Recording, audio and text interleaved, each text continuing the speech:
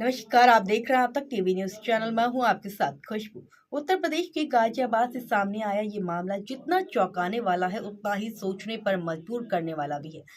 Bharat city society की 9वीं मंजिल से कूदकर जान देने वाली 3 बहनों की मौत के बाद जब पुलिस ने कमरे का दरवाजा तोड़ा तो अंदर मिली की डायरी ने पूरे मामले की परतें खोल दी हैं। तीनों बहनें कोरियन कल्चर, कोरियन ड्रामा और के पॉप के बेहद ज्यादा प्रभावित थी।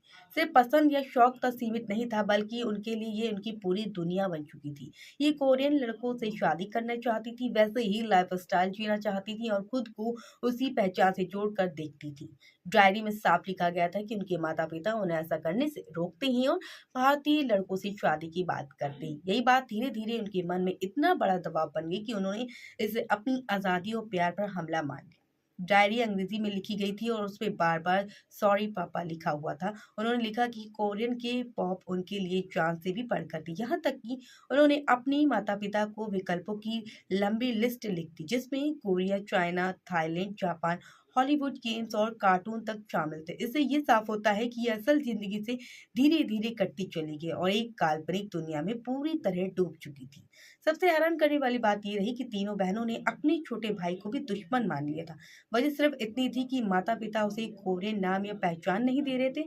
और डायरी में लिखा है उन्होंने भाई को इंडिया और बॉलीवुड से जोड़ दिया है और खुद को कोरियन के पॉप कहकर उससे अलग कर लिया गया है। डायरी में उन्होंने ये भी लिखा है कि भारतीय लड़के से शादी का ख्याल ही उनके डर से भर देता था। उनके शब्दों में मार डांट और जबरदस्ती भरी जिंदगी से बेहतर उन्हें मौत लगी। इस सोच के साथ साथ उन्हें आत्महत्या जैसा खौफनाक कदम उठा लिया। ये मामला सिर्फ एक परिवार की त्रसदी नहीं, बल्कि ये एक बड़ी चेतावनी भी है कि जब बच्चों की पसंद, सोच और मानसिक स्थिति को समय रहते समझा नहीं जाता है तो हालात कितने भी गंभीर हो जाते हैं। फैंटेसी और रियल लाइफ के बीच की दीवार जब टूट जाती है तब नतीजे बेहद खतरनाक हो सकते हैं।